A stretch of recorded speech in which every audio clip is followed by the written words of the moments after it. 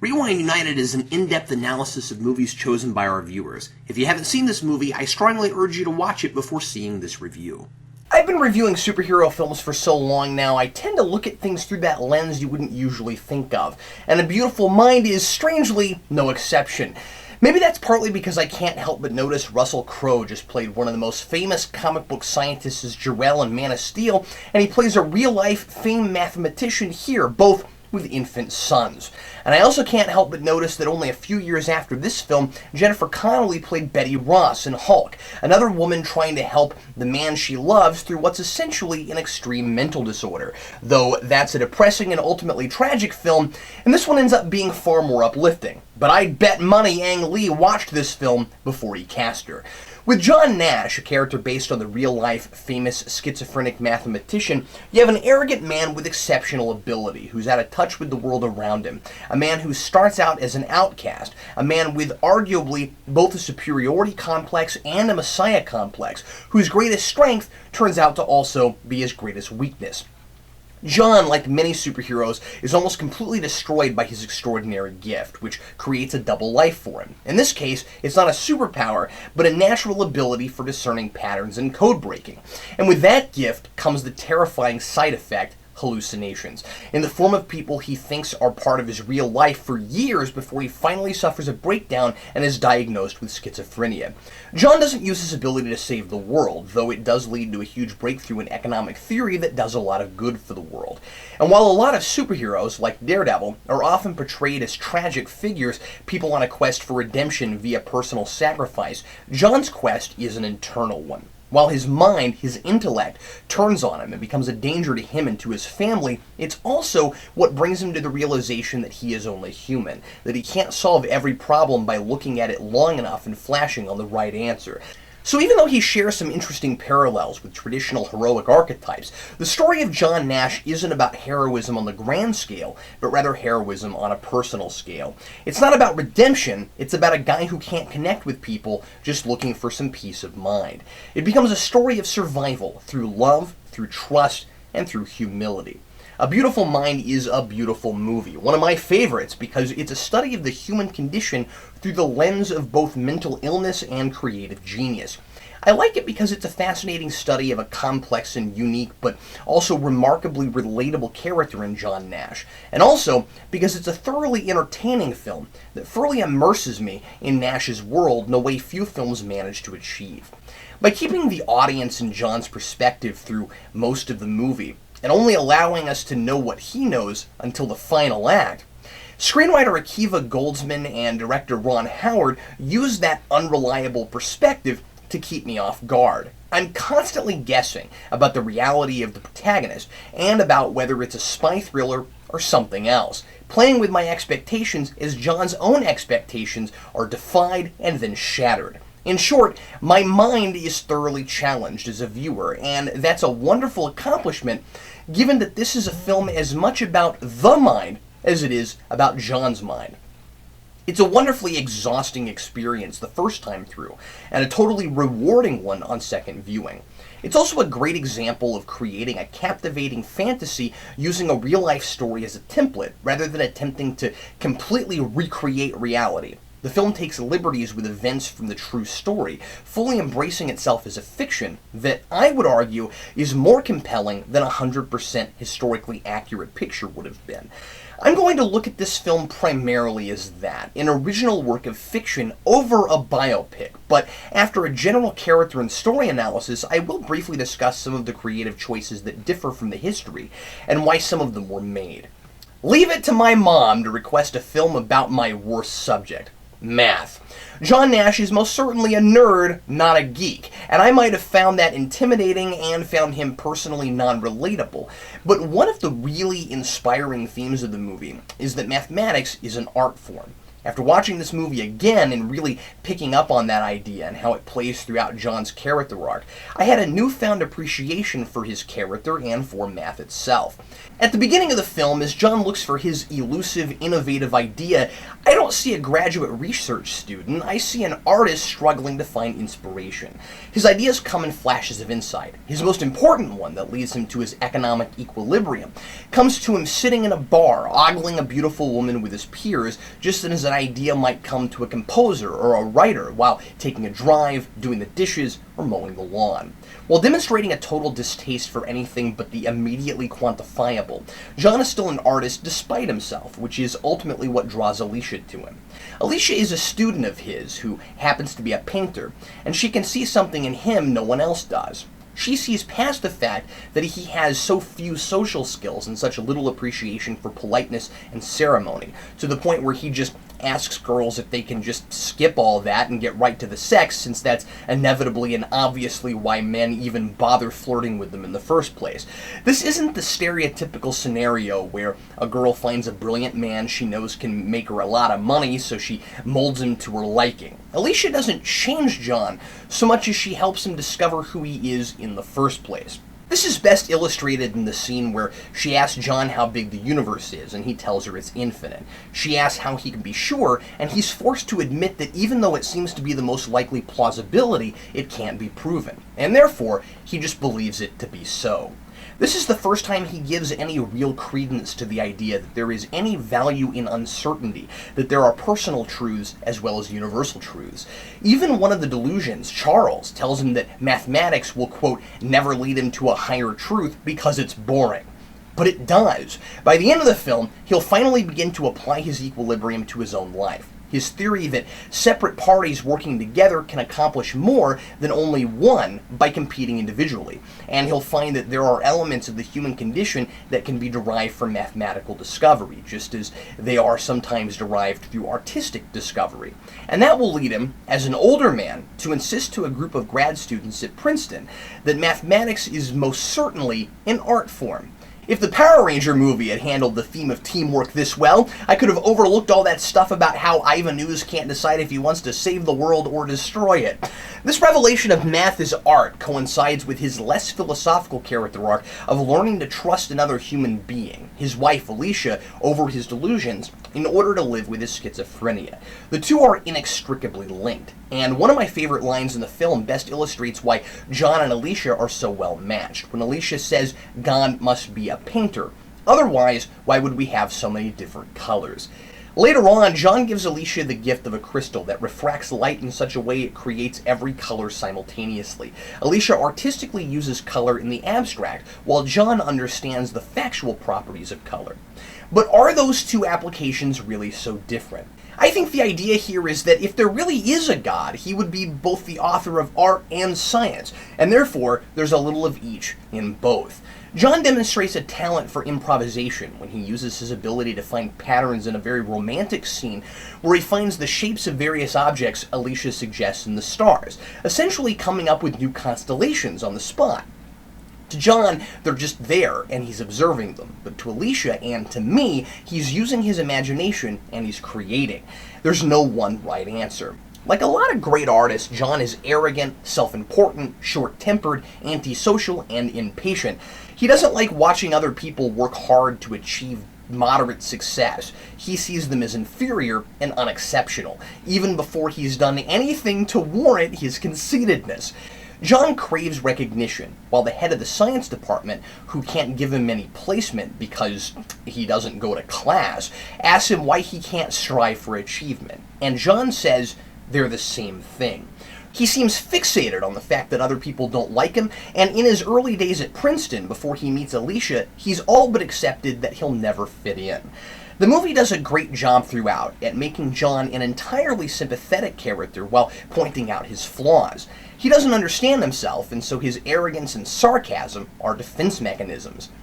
He doesn't understand what it is he really wants out of life, yet the film somehow makes it clear to the audience, especially in retrospect, what John really wants isn't recognition so much as acceptance. He can't make a personal connection with anyone, but he desperately wants to, and that manifests into a real and dangerous mental disorder. John's mind is starving for human interaction, and when he can't make real friends, his mind creates some for him. Personifications of the elements that seem to be missing most from his life. By the time John meets Alicia, the damage has been done. The hallucinations are already a major part of his life, and he doesn't even realize they're hallucinations. Simply making that human connection, falling in love and getting married, isn't enough. First off, it's more complicated than learning that lesson and fixing everything in his life, because schizophrenia is a real, serious illness. I appreciate that the illness plays such a fascinating thematic role, and that the resolution of John's character arc helps him to learn to live with that illness, but I also appreciate how serious the subject matter is taken. Even when John commits to putting his family above all else and to do what is necessary to subdue his schizophrenia, the delusions are never completely gone.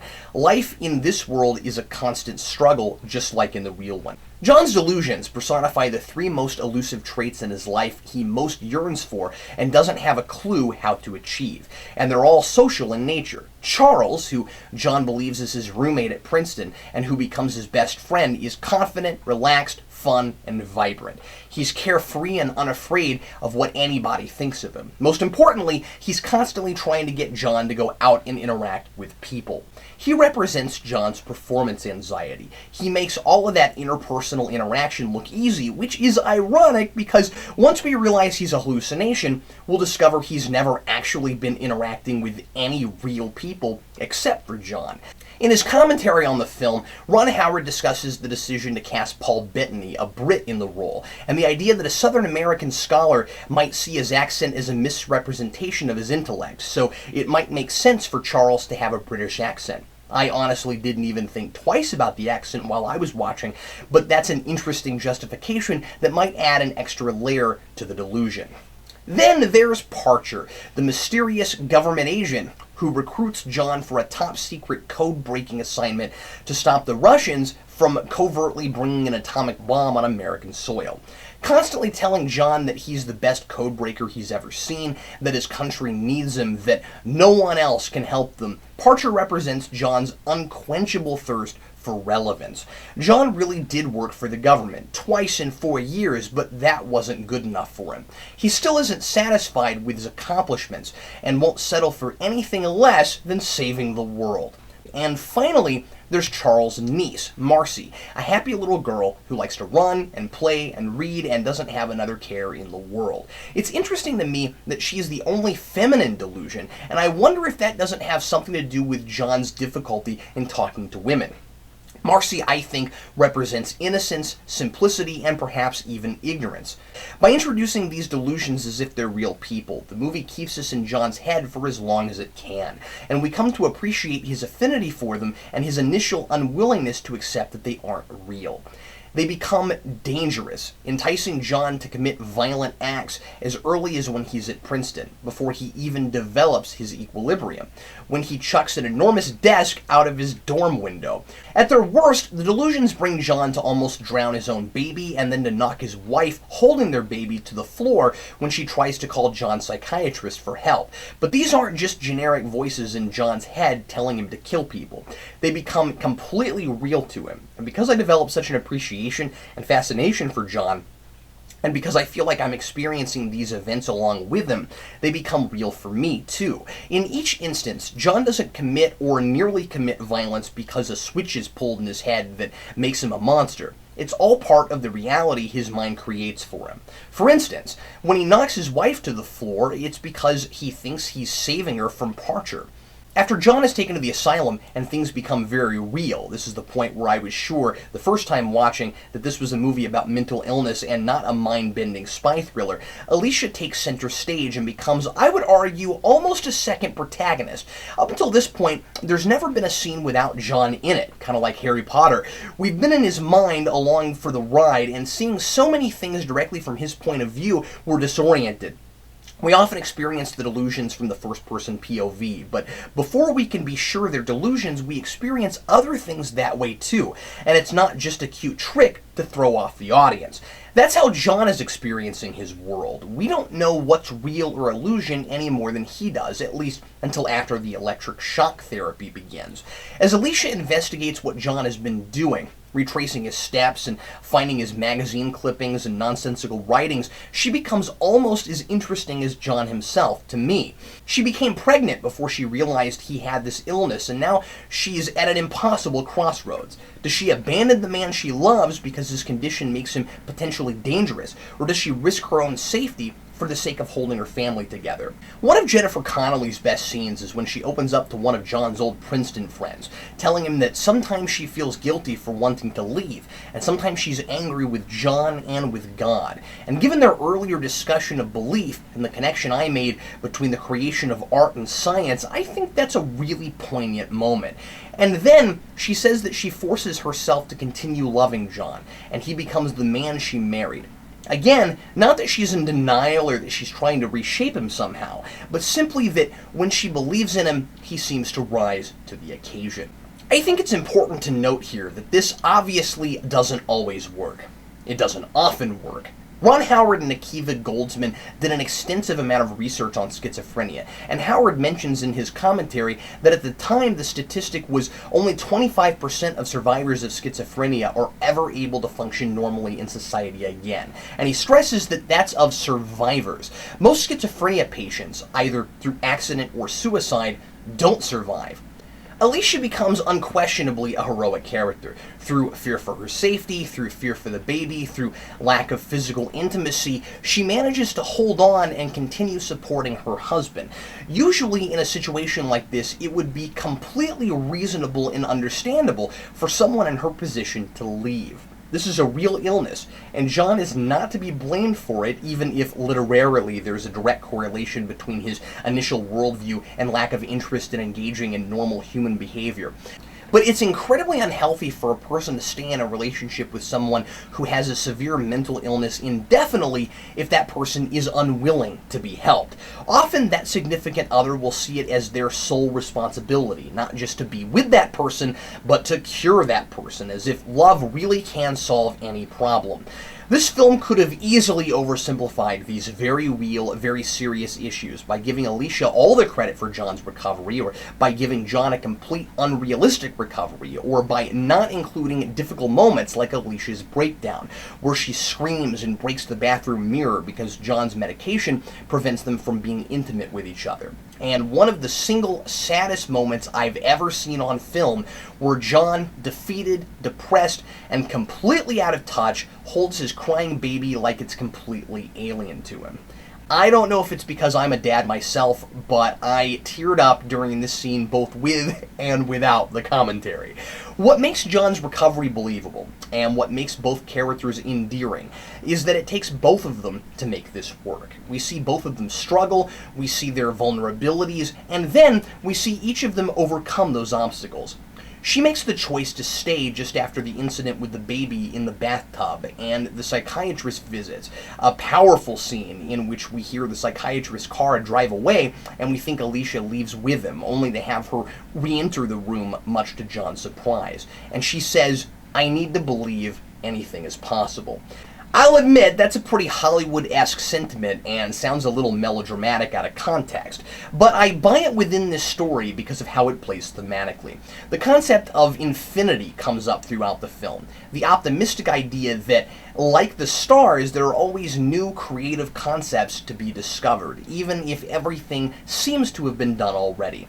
And that even though humans are limited creatures, and we have to acknowledge those limitations in the short term, in the long term, we don't fully understand the mind and its abilities, like the stars may also be infinite. And so John has to give up on his gift for patterns so he isn't consumed by his delusions. But in the end, it really does prove possible for him to regain his total lucidity and work at mathematics again, even if he's not getting brilliant flashes of insight that change the universe. Alicia might stick around through the worst of it, and John might give her all the credit in his big obligatory speech about love at the end, but He has many opportunities to give up, and nearly takes some of them, but we see real strength of character being built in him through all of this, character he didn't have before his illness became apparent. John has to give up a lot for his family and for his chance at survival. I really like the idea of his not being able to perform mathematics while on the medication, that his ability to see patterns only works when the delusions are there, because it raises the personal stakes for him. John is forced to choose between the possibility of a normal life and an extraordinary gift that's destroying his very perceptions of reality. Making that choice is how he finally discovers that's what he really wanted all along. Companionship, not recognition, and he finds fulfillment in real achievement, not in fame. What he achieves in his battle against schizophrenia is far more impressive and inspiring to me than a natural talent he was lucky enough to be born with. Again, I'll go to superheroes. I don't like Peter Parker or Clark Kent simply because they have cool powers the universe just happened to grace them with. I like them because of their strength of character, because of the kind of lives they choose to lead. By 1978, we see that John has regained his full lucidity and his equations make sense again. And in 1994, he's given that recognition he used to crave in his youth when he's presented with the Nobel Prize for his economic equilibrium. He accepts that award with grace and humility. The universe has rewarded him for his hard work and his perseverance, both personally and professionally. And it's only after he's come to accept his limitations and rely on another person that he achieves that fame and glory. One of the things that keeps the movie genuine is its real moments of levity. There are a number of these moments in the film, and they're never intrusive or forced. My favorite is when John takes out the trash and Alicia hears him talking with the garbage man. She gets worried about his hallucinating again and tells him that garbage men don't come at night. John says, "I guess they do around here." And over his shoulder, sure enough, we can see a garbage collector walking down the sidewalk. That's a great situation, but better is that the scene lingers long enough to see John and Alicia seeing the humor in it themselves. These moments give the movie a lot of credibility. It feels more real because it isn't just one depressing scene after the next, and the audience gets much needed moments of reprieve from the heavy and exhausting stuff. The film is shot in such a way that there's always something a little off about John's reality, and until I knew he was delusional, I couldn't quite put my finger on what it was. Because of the close first-person perspective, attention is drawn away from the numerous standoffish reactions by John's peers early on at the college. When Charles throws the desk out the window, students on the ground aren't just surprised that a desk dropped out a window, but that he's talking to someone who's not there. And that's just one of many examples. My favorite, and it's wonderfully subtle, is when Marcy is introduced. She runs through a group of pigeons on the ground, and the pigeons don't move. If a real girl did that, the pigeons would have immediately scattered and taken to the air. I've seen this movie at least 4 times now, and I didn't pick up on it until this viewing. Ron Howard mentions it in his commentary and reveals that the pigeons are in fact a digital effect. That's what CGI is for. It's a completely optical effect, and it's so well integrated I would never have known it. That's spectacular attention to detail, the kind of thing that makes you kick yourself for not catching it the first time. If I'd noticed it, I might have suspected Charles and Darcy were figments of John's imagination much earlier. I'm sure the story is still fantastic without those little touches, but that's the kind of care that makes it so worth its Best Picture win. And like a lot of great stories, there are symbolic objects that reinforce a lot of the film's ideas, like the infinity symbol that can be found in the middle of some of John's math.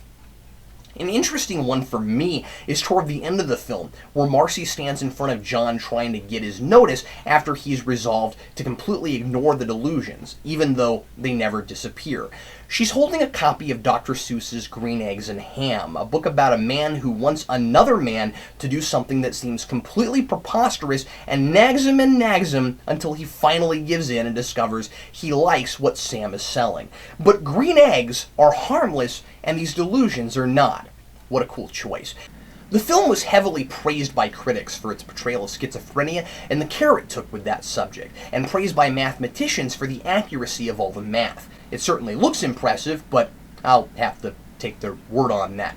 What the movie was mostly criticized for was the creative license it takes with the real-life events of John Nash. It was very loosely based on Nash's biography, also titled A Beautiful Mind. And while Ron Howard spent time with the real John Nash and the real Alicia, and while he points out myriad nuances and intricacies from accounts of Nash's life in his commentary, he departs widely from real events. Nash is depicted as a more noble and perhaps less uncouth figure than he really is. As of this posting, the man is still alive after all, leaving out some of his more objectionable behavior, most notably the son he had with a nurse whom he never married and abandoned as soon as he learned about the child. The movie leaves out that John and Alicia actually divorced in 1963 and were remarried again until 2001, though they rekindled their relationship after he won the Nobel. In reality, Alicia did certainly play a huge role in helping John to live through his illness, but the road there was rockier than depicted in the movie. Ron Howard addresses some of these challenges in his commentary, and he very much wanted to include the divorce, but he couldn't figure out how to add it without stretching the film to an absurd running time. And just as is often the case with adapting source material to a different medium, a lot of changes were made to make the story filmable, especially the personification of the delusions and depicting them as visual hallucinations, when in Nash's real life they were entirely auditory.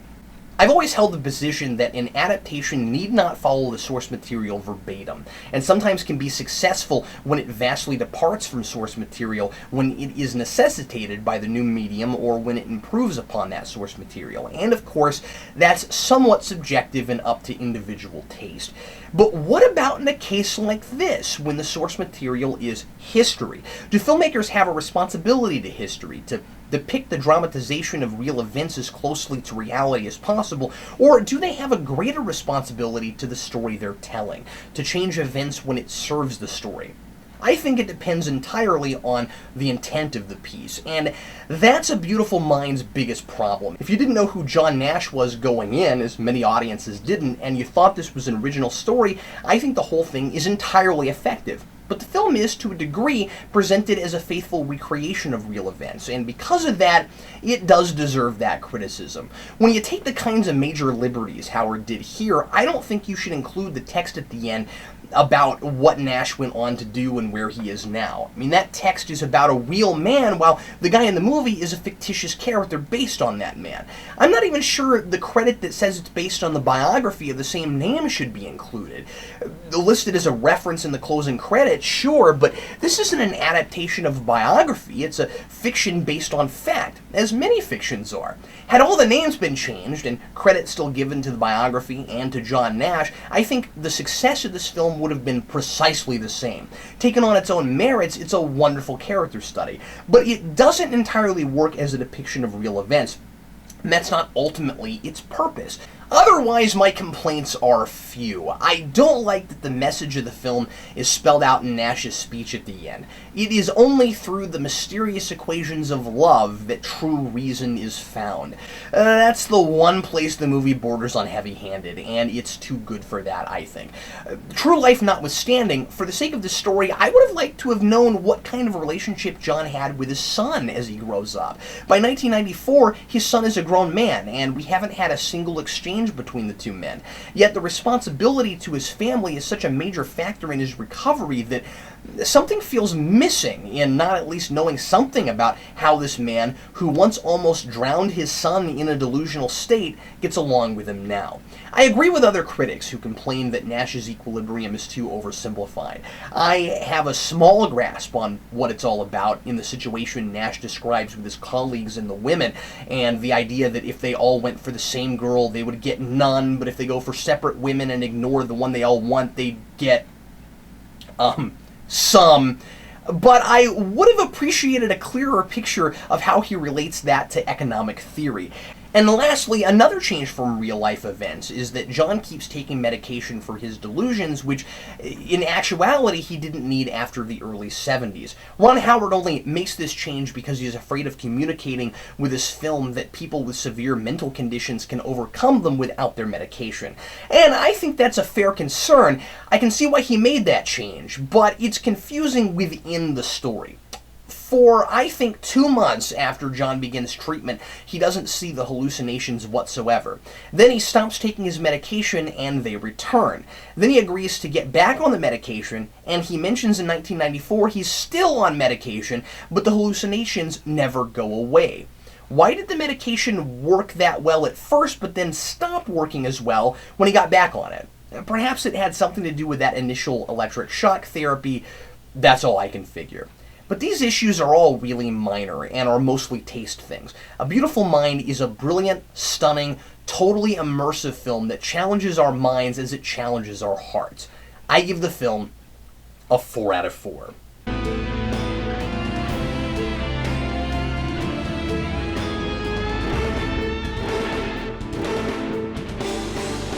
It's been quite a while since I've had the time to work on Superhero Rewind, so I'm going to put up a surprise for you very soon. I'm not going to tell you what that rewind is going to be, but then after that, before the Wolverine comes out, I'll be doing X-Men First Class.